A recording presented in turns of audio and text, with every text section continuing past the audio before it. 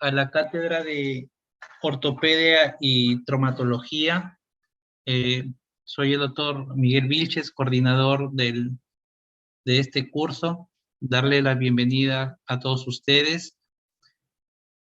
Vamos a desarrollar varios temas. El curso se divide en dos grandes bloques. La parte de traumatología, que está en relación a las fracturas, y la parte ortopédica, en el cual son las alteraciones del sistema musculoesquelético, en el cual vamos a desarrollar varios temas, como por ejemplo la patología pediátrica, patología tumoral, patología de trastornos intraarticulares, que lo vamos a desarrollar en los 24 temas.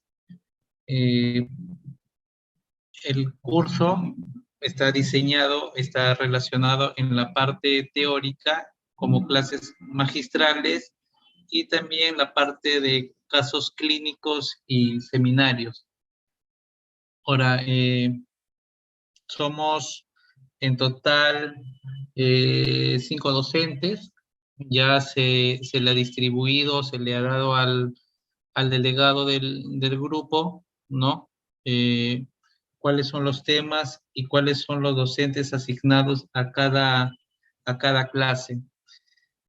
Luego también vamos a desarrollar la parte práctica. La idea que ustedes en este curso tengan los conocimientos básicos, como por ejemplo hacer un diagnóstico de una patología, como por ejemplo las fracturas. Vamos a utilizar una sola clasificación, que va a ser la clasificación AOC, que es una clasificación universal que lo utilizamos todos los traumatólogos a nivel mundial.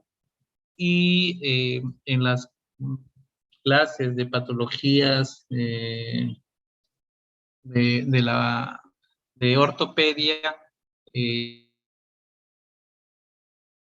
diagnosticar un diagnóstico clínico, un diagnóstico de imágenes y un tratamiento que ustedes puedan desempeñarlo o desarrollarlo en el nivel básico de atención, que le va a servir para la parte del SERUM y como médico general hasta que ustedes puedan llegar o acceder a la especialidad que ustedes deseen. Hay varios temas que vamos a tocar. Vamos a seguir secuencialmente de acuerdo al cronograma que está distribuido, pero algunos temas que han quedado pendientes voy a coordinar con el delegado para poder recuperar. Entonces, el día de mañana vamos a continuar de acuerdo al cronograma y en estos días para recuperar los dos primeros temas y los casos clínicos y la discusión de los mismos. No sé si tienen alguna pregunta en esta fase de introducción.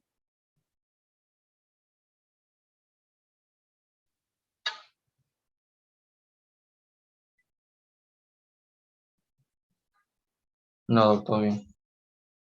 Bien, entonces vamos a iniciar con el primer tema, que es la planificación quirúrgica en la cirugía ortopédica.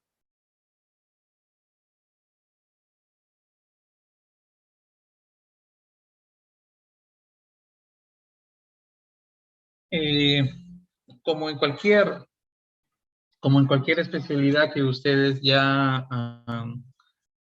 han cursado, toda historia clínica o cada evaluación del paciente, lo más importante en esta especialidad es la anamnesis, ¿no? En relación a la anamnesis, el gran porcentaje de etiología que causa una lesión en el sistema osteoarticular es un traumatismo. Ahora, los traumatismos pueden ser clasificados como traumatismos de alta energía y traumatismo de baja energía. Los traumatismos de alta energía son los que conlleva un accidente de tránsito, una lesión deportiva o también por arma de fuego. Y el grupo que sufre este tipo de lesiones de alta energía son los jóvenes. Y las lesiones de baja energía son los pacientes adultos, los pacientes geriátricos, que por tener una densidad ósea disminuida, una simple caída puede producir o puede originar un trazo de fractura. Entonces, eso es una de las causas que puede ocasionar un traumatismo y originar una fractura. Y luego viene otros componentes, como por ejemplo las patologías tumorales, que en su gran mayoría es una alteración molecular, y el principal síntoma de estas enfermedades es el dolor seguido de una masa, que nosotros lo clasificamos en masas blandas y en masas duras. Las masas blandas son originarias del tejido mesenquimal, muscular, y las duras, que son del tejido óseo, que es un capítulo aparte que lo van a llevar. Entonces, en toda planificación preoperatoria, después de hacerle una anamnesis y una evaluación clínica, ustedes pueden llegar a hacer un diagnóstico presuntivo. Siempre en la parte de traumatología, que son la parte de fractura, es evidente el diagnóstico, porque van a encontrar una deformidad, ¿no?, de esa estructura ósea, ya sea a nivel del eje del miembro superior, de los miembros inferiores, de la pelvis o de la columna. Es notorio más el antecedente de un accidente de tránsito, un accidente deportivo, caída de alturas, también están relacionados a las actividades laborales que puedan desempeñar. Posteriormente, después de un interrogatorio y de un examen físico, ustedes, lo que deben tener es una ayuda al diagnóstico, y la ayuda al diagnóstico, en su primer momento o en la primera etapa, son las radiografías, ¿no? Que ustedes lo pueden pedir con proyecciones anteroposteriores o una proyección lateral.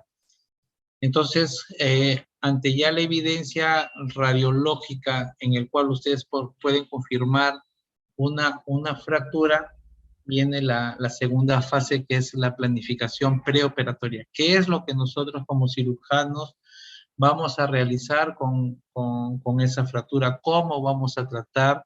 ¿Qué técnicas vamos a utilizar? ¿Qué principios quirúrgicos vamos a tener en consideración con estos pacientes, ¿no? Entonces, en la planificación preoperatoria, antes de realizar una cirugía, nosotros, los cirujanos, dedicamos un tiempo para hacer una planificación, ¿no?, que es mínimo y necesario, ¿no?, para tener o asegurar el éxito de un tratamiento. Y el no hacerlo, podemos tener una consecuencia, que es el fracaso quirúrgico, y lo que debemos evitar son todas las complicaciones que todo acto quirúrgico pueda suceder.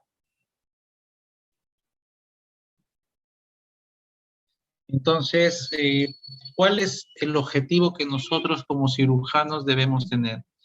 Primero tenemos que identificar correctamente al paciente, ¿no?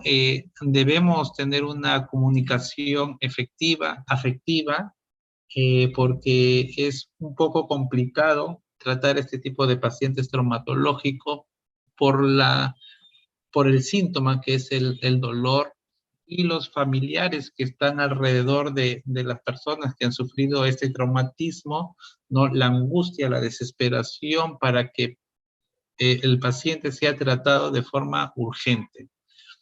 Tenemos que también tener criterios para administrar algún tipo de medicamento, ya que Para el tratamiento del dolor, lo que más utilizamos son los AINES y tener cuidado cuando un paciente tenga un antecedente que pueda ser alérgico a algún medicamento o los medicamentos que administremos puedan ser nefrotóxicos, ototóxicos o también pueda producir una lesión gástrica, ¿no? Una úlcera, una hemorragia digestiva alta.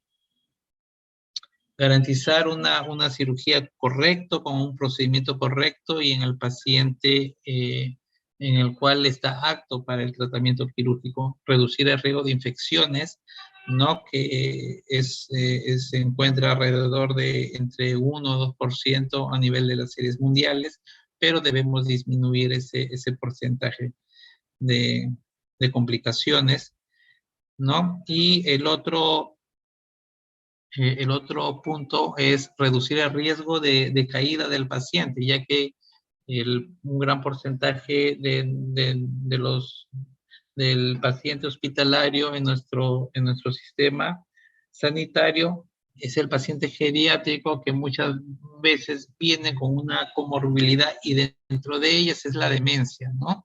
La demencia que tenemos que asegurar que ese paciente esté bien cuidado y evitar que caiga de nuevo y pueda sufrir otro tipo de fractura.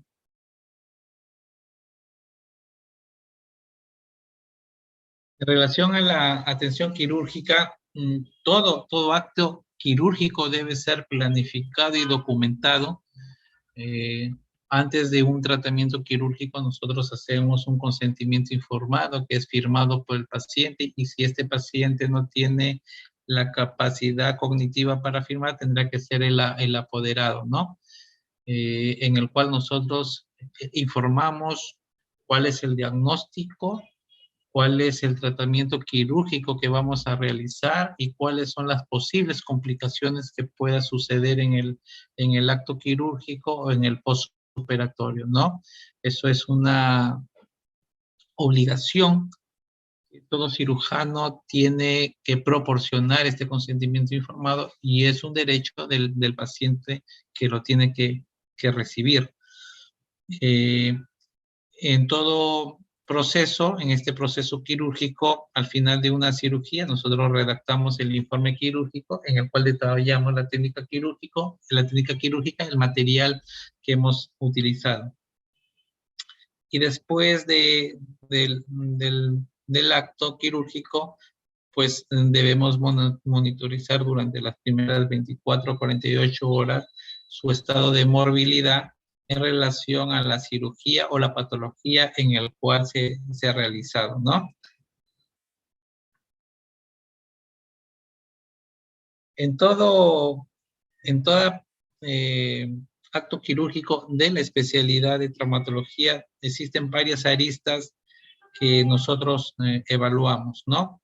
El paciente en relación a la comorbilidad, estos pacientes en la mayoría que son de edad o del adulto mayor tienen ciertas enfermedades como hipertensión, diabetes, una enfermedad renal, una enfermedad hepática que condiciona o incrementa el riesgo postquirúrgico.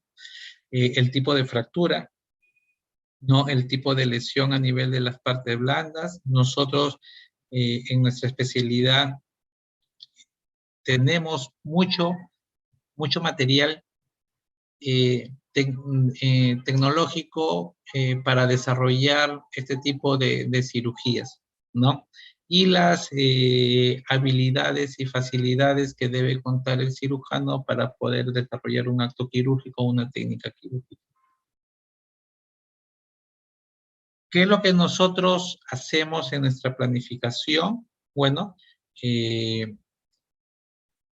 hacemos un calco de la fractura, observamos el tipo o el trazo de fractura, que puede ser transverso, oblicuo, cominuta, ¿no?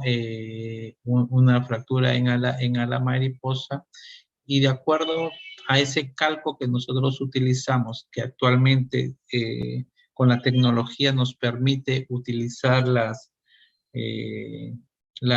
imágenes en nuestra, en nuestra laptop, en la computadora, ahí hay sistemas en el cual tú puedes hacer una planificación digitálica para, para poder luego aplicarlo en el acto quirúrgico, ¿no? Entonces, lo que nosotros buscamos es la función. Anteriormente, antes de que se desarrolle las técnicas quirúrgicas de la AO, la mayoría de tratamiento era realizado a través de forma conservadora, en la cual se colocaba yesos, ya sean yesos circulares, ¿no? O férulas de yeso. Entonces, el paciente con fractura consolidaba el hueso en su gran mayoría, pero consolidaban con una alteración, ya sea en var o en valgo, en retrocurvatum o antecurvatum, y ese paciente, aparte que tenía una alteración de la consolidación en relación a sus ejes, se alteraba la función articular, ¿no? Entonces, nuestro objetivo actualmente, cuando hacemos una cirugía para el tratamiento de las fracturas, es tener como objetivo la consolidación del hueso y la recuperación de la función, porque queremos reinsertarlos cuando son pacientes jóvenes a la actividad laboral lo más rápido posible, y cuando ya estos pacientes son de edad avanzada, evitar algunas complicaciones como que el paciente esté postrado, para que se evite el riesgo de infecciones, descara, neumonías, infecciones urinarias, ¿no? Entonces, la planificación eh, tiene, tiene esos dos objetivos: la consolidación del hueso y la restauración de la función de la articulación. Por ejemplo, acá nosotros observamos una radiografía. Si ustedes observan en el lado derecho, ¿no? La fractura tanto del radio, en una fractura segmentaria, como una fractura del cúbito, y entonces en el lado izquierdo se observa la planificación en el cual se dibuja el hueso, el radio y el cúbito, y también traducimos qué tipo de implante vamos a utilizar. En este caso se utilizó la técnica de placas con tornillos, ¿no? Se dibuja la placa, ¿no? Cuántos tornillos vamos a colocar y la disposición de los tornillos que vamos a realizar para el trazo o el tipo de fractura, para que garanticemos la consolidación del hueso, restauremos el eje biomecánico y recuperamos la función articular lo más pronto posible.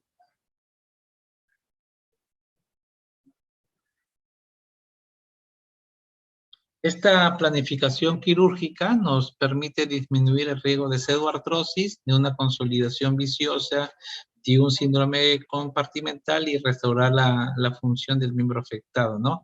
La pseudoartrosis lo conocemos como una falta de consolidación del hueso. Cada hueso tiene un tiempo promedio para que sane, para que cure. Con un tratamiento quirúrgico, el hueso cortical diaficiario, el promedio es de 6 semanas, y el hueso de la metáfisis, que es un hueso esponjoso, el tiempo promedio para que sane, para que se restaure su anatomía, son de 12 semanas. Entonces, pasado el tiempo, nosotros podemos hacer un diagnóstico de retardo de consolidación, y pasado el tiempo de unas 4 a 8 semanas, ya podemos hacer un diagnóstico de una pseudoartrosis, que es la falta de la consolidación, ¿no? El otro caso es que el hueso consolida, pero consolida con alteraciones de los ejes. Muchas veces a nosotros nos ha llegado a la emergencia o en consulta externa o a través de las teleconsultas que nosotros actualmente tenemos vía virtual, que el paciente cuando sufre un traumatismo, lo vemos más en niños, pocos en adultos, es tratado por el empírico, ¿no? En las zonas donde el sistema sanitario, los familiares, por cultura, o otro también por la parte de la oferta del sistema sanitario, no acuden estos pacientes y llegan con un tiempo ya de 3 semanas, un mes, 6 semanas, 8 semanas, y el hueso consolida, claro que consolida, pero con alteración de los ejes, ¿no? El paciente, conforme va pasando los meses, comienza a producir o tener dolor, ¿no? Ya no de la fractura que tuvo hace 2 meses, 3 meses, 4 meses, sino por la alteración biomecánica, por la alteración de los ejes, se altera la forma biomecánica y comienza a desarrollar una artrosis precoz, ¿no? Otra patología es el síndrome compartimental, es una patología muy temida para nosotros, en el cual debe ser diagnosticado, porque si no se diagnostica, muchas veces puede producir una necrosis muscular y una muerte de las células musculares, y en algunos casos hemos llegado hasta la amputación, ¿no?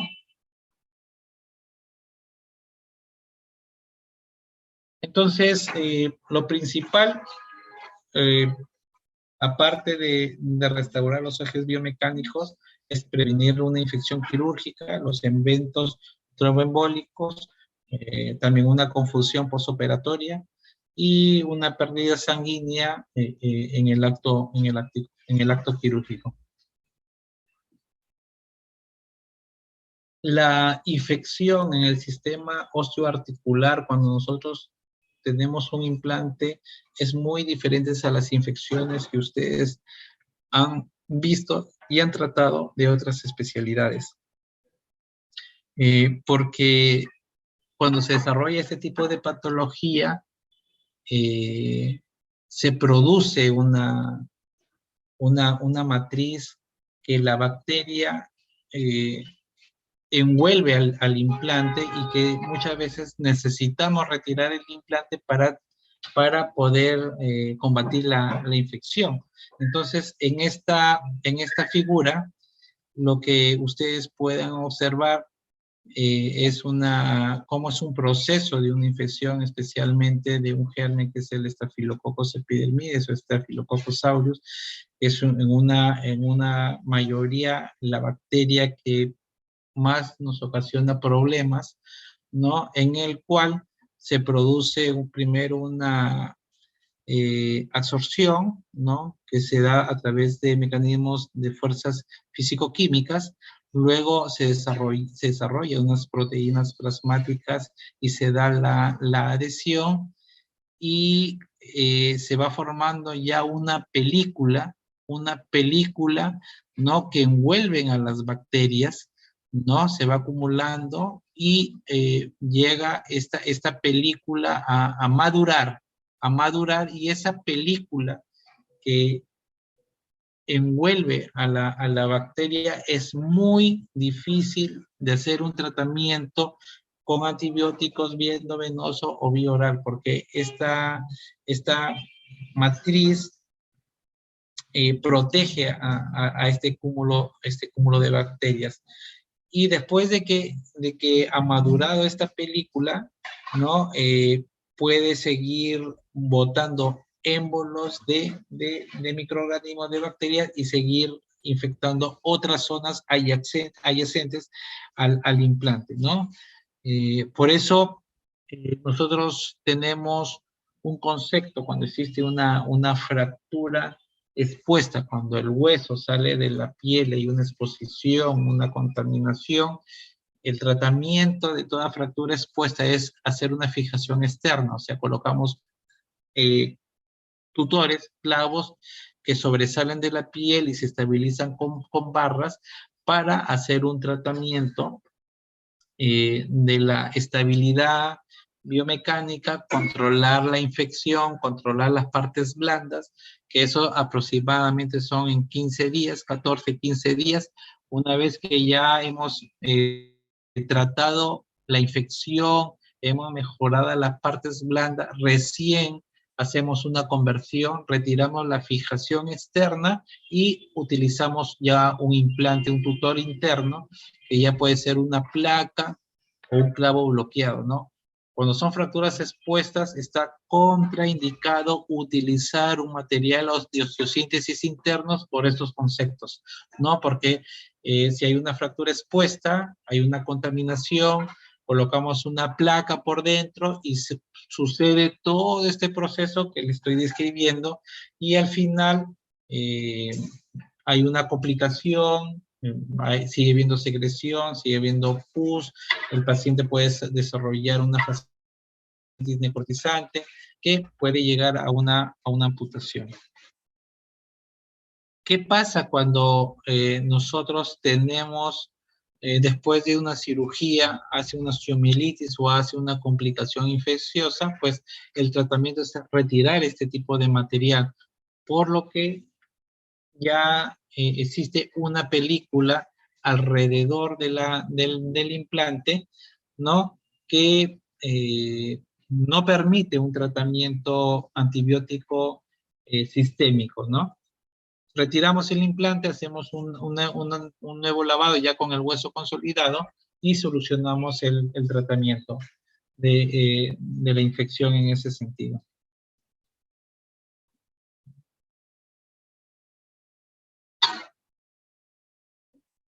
En los eventos tromboembólicos, lo que debemos evitar es una trombosis venosa, ya sea una trombosis proximal o una trombosis venosa distal, ¿no? Existe un porcentaje o una frecuencia de estos eventos que aproximadamente es 1.8%, ¿no? De una trombosis venosa profunda y una trombosis pulmonar de 1% en los primeros 14 días, ¿no? Y que la trombosis venosa profunda se puede incrementar en 4.3% en los primeros 35 días de iniciado el tratamiento quirúrgico. Existen dos estudios grandes, que es el estudio RECORD y el estudio AVANCE, ¿no? En el estudio RECORD lo que se evaluó es el rivaroxaban como anticoagulante que comparaba con la heparina, ¿no? Y se evaluó a los pacientes que tuvieron un reemplazo articular total de rodilla y de cadera, y existe un tiempo promedio en el cual existe una mayor incidencia de estos eventos tromboembólicos. A nivel de la cadera son después de el promedio que damos una profilaxis antitrombótica son durante los primeros 35 días, y a nivel de las patologías de rodillas, de los reemplazos articulares de rodillas, son durante los primeros 15 días. Esos son los picos donde existe una mayor incidencia. Pasados esos días también puede existir unos eventos, pero con menor frecuencia. Y el estudio AVANCE es cómo hacen el estudio con el apixaban, que es otra molécula para la profilaxis. Igual tienen los mismos, es el mismo tiempo para la cadera, 35 días, y para la rodilla, 15 días, pero comparándose con la heparina y con el rivaroxaban, el apixaban tiene menos efectos colaterales en relación a las lesiones hemorrágicas, como por ejemplo la hemorragia digestiva alta, ¿no? Pero cualquiera de estas moléculas, tanto el rivaroxaban como el apixaban, son las moléculas que nosotros utilizamos cuando operamos un paciente con fractura de cadera, los reemplazos articulares de cadera, los reemplazos articulares de rodilla. Ahora, en relación a las fracturas de cadera, no hay un estudio grande ¿no? Que nos pueda definir cuánto es el tiempo que debemos utilizar como anticoagulante profiláctico. No hay estudio porque no podemos comparar el tiempo con una fractura, con un reemplazo articular de cadera por el riesgo de los efectos adversos, ya que son pacientes con muchas comorbilidades, pero aproximadamente nosotros damos entre 2 semanas y vamos evaluando, monitorizando en el postoperatorio.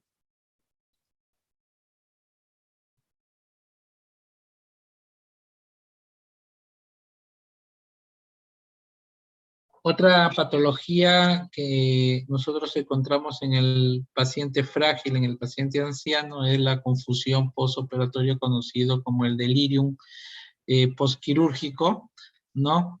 Y nosotros lo vemos con frecuencia, que aproximadamente se da en un 11 a 30% de los pacientes ancianos que ingresan a un sistema hospitalario, ¿no? Y que incrementa en un 60% en el paciente con fracturas de cadera.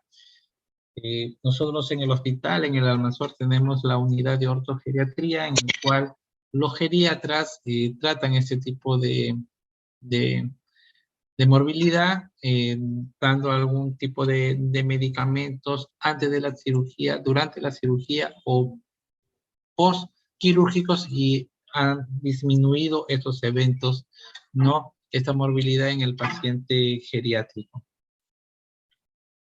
Los factores de riesgo que tenemos es la edad avanzada, una alteración cognitiva, una demencia senil previa, la deshidratación, alteraciones electrolíticas, complicaciones intraoperatorias, el tiempo quirúrgico que podemos demorar, y el mal control postoperatorio es uno de los factores para que sufran estos pacientes una confusión postoperatoria. Bueno, eso es todo en relación al primer tema. No sé si habrá alguna pregunta, alguna duda.